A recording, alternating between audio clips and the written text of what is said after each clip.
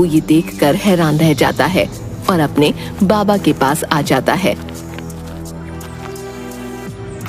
अरे बाबा, आप जिंदा हैं? आपको पता है, मुझे लगा था मैंने आपको खो दिया, लेकिन आप तो जिंदा हैं। लेकिन आप यहाँ कैसे आए?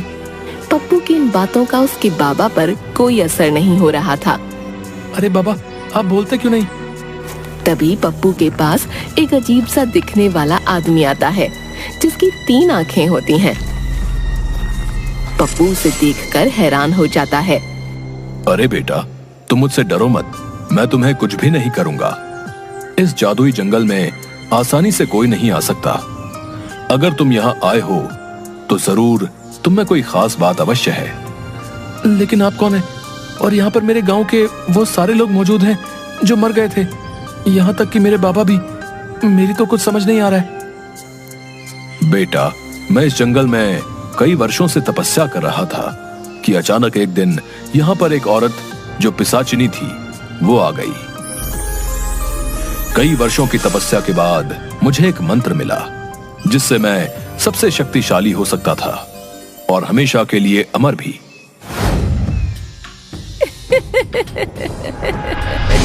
लेकिन इस बात की खबर उस पिशाचिनी को लग गई और यहाँ मुझे मारने आ गई। मैं पिशाचिनी हूँ। मुझे पता चल गया है कि तेरे पास वो जादुई मंत्र है। मुझे वो जादुई मंत्र बता, मैं इस दुनिया में अमर होना चाहती हूँ।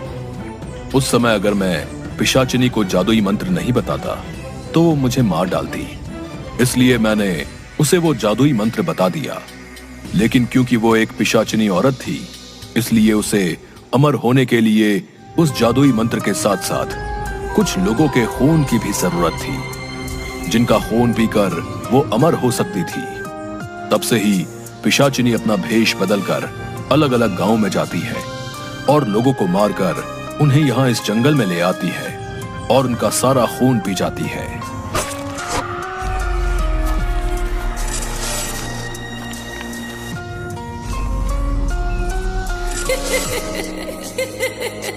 तीन आंखों वाले आदमी की ये बात सुनकर दंग रह जाता है। तो क्या अब मेरे बाबा और मेरे गांव के सभी लोग कभी जिंदा नहीं हो पाएंगे?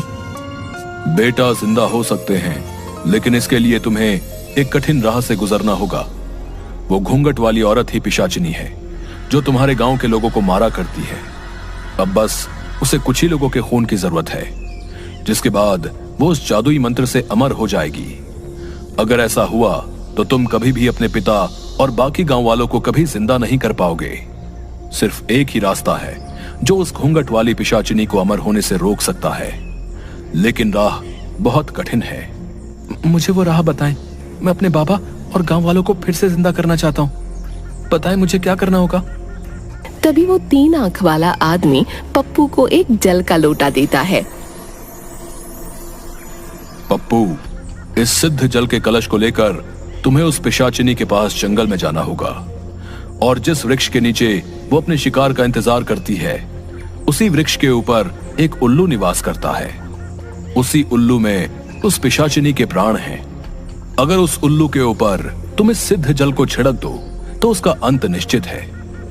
आप मुझ पर भरोसा करें, मैं अपने बाबा और गांव वालों के लिए अपने प्राणों से खेल जाऊंगा।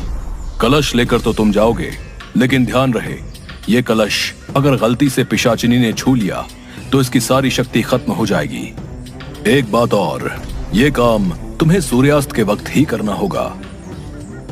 अगर उस पहर से पहले तुम काम न कर पाए तो रात होते ही उल्लू वहां से उड़ जाएगा। उसके बाद उसका पता लगा पाना बहुत मुश्किल होगा। आपकी कही सब बातों का मैं ध्यान रखूंगा। अब आप मुझे आज्ञा दें। तुम अपने कार्य में कामयाब होकर लौटो। सभी का आशीर्वाद तुम्हारे साथ है।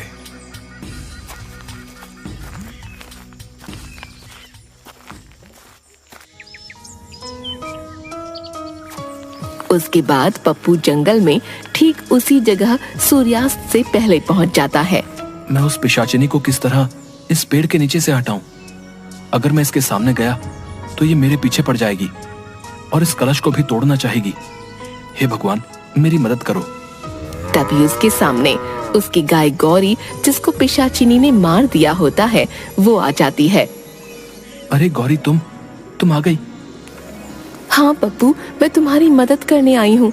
अब मैं तुम्हारा रूप लेकर पिशाचिनी के सामने जाऊंगी, जिससे वो मेरे पीछे भागेगी। तब तुम पीछे से जाकर उस पेड़ पर बैठे उल्लू पर इस सिद्ध जल को छिड़क देना, जिससे ये पिशाचिनी का अंत हो जाएगा। ठीक है, मैं बिल्कुल वैसे ही करूंगा। उसके बाद गौरी पप्पू का रूप ले लेती है। पिशाचिनी के सामने जाकर, इधर देखो बूढ़ी पिशाचिनी, आओ मेरे पास। अरे ये क्या देख रही हूँ, आज मेरा शिकार मुझे खुद बुला रहा है। आज तो आनंद आ जाएगा। उस दिन तुम कहीं भाग निकले थे, आज तुम्हें कोई नहीं बचा पाएगा। हाँ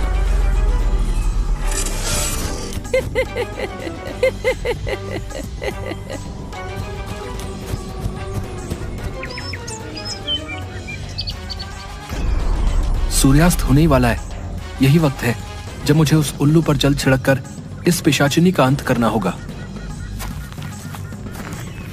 पप्पू झट से उस पेड़ पर चढ़ जाता है और देखता है कि एक बहुत भयानक सा उल्लू पेड़ की डाल पर बैठा हुआ है। पप्पू कलश से जल उस पर छिड़क देता है, जिससे उल्लू जलकर खाक हो जाता है। और वहीं दूसरी ओर पिशाचिनी गौरी के पीछे भागते हुए जलने लगती है। अरे ये क्या हो रहा है, मेरा शरीर कैसे जल रहा है? धोखा, मेरे साथ धोखा हुआ है। नहीं, किसी को नहीं छोड़ूंगी, बचाओ।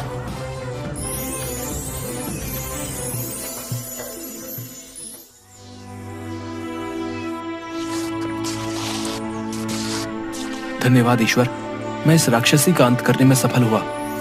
उसके खत्म होते ही पप्पू के बाबा और सभी गांव वाले उस 3 आंख वाले आदमी के साथ वहां आते हैं, जिन्हें देखकर पप्पू बहुत खुश हो जाता है। अरे बाबा, आप जिंदा हो गए। मेरे प्यारे बाबा, देखो मैं आपको अपने पास फिर से ले आया। हाँ मेरे बच्चे, देख मैं तेरे पास आ गया हूँ। वाह पप्पू, तुम सच में बहुत बहादुर और साहसी हो। तुमने उस पिशाचिनी घूंघट वाली बुढ़िया को हमेशा के लिए मुक्त कर दिया है। अब वो बहुत दूर जा चुकी है। अब तुम्हारा गांव शापित नहीं रहा बेटा। अब किसी भी गांव वाले की मौत नहीं होगी, और ये सब तुम्हारे ही कारण हो पाया है। ये सुनकर वापस जिंदा हुए सारे गांव वाले भी पप्पू का धन्यवाद करने लगते हैं। मुझे माफ कर दो पप्पू, मैंने तुम्हारे साथ बहुत गलत व्यवहार किया। मेरे मन में आपके लिए कोई कड़वाहट नहीं है माँ। देखो पिताजी अब हमारे साथ हैं, हम सब अब साथ रहेंगे। अरे वाह बेटा, तुमने जो हमारे लिए किया वो कोई नहीं कर सकता था। तुम वाकई ही हमारे गांव के नायाब हीरे हो। हाँ, हम तो तुम्हें पाकर धन्य हो गए बेटा।